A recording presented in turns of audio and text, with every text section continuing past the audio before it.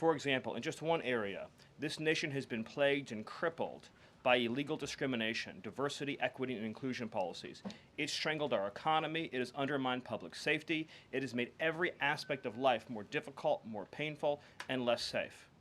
He has ended all DEI across the federal government. He has terminated all federal workers involved in promulgating these unlawful policies. He has ended diversity, equity, and inclusion in all federal contracting. He has restored merit as the cornerstone of all federal policy, restored the full, fair, impartial enforcement of our federal civil rights laws for the first time in generations. And he has cracked down on individuals across this government and nonprofits who have engaged in illegal racial discrimination against the American people. This includes making clear to every educational institution in this country that ending diversity, equity, and inclusion, ending unlawful race discrimination is a precondition of receiving federal funds.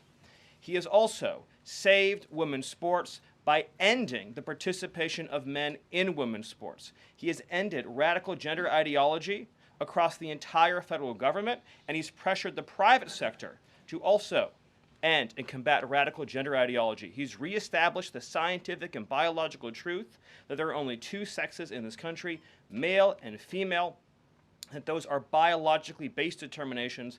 They are not based and can never be based on gender identity. That includes rooting out of the Department of Defense all DEI policies, all critical race theory, all gender madness, and once again having a military that is focused solely and exclusively on readiness, preparedness, and lethality.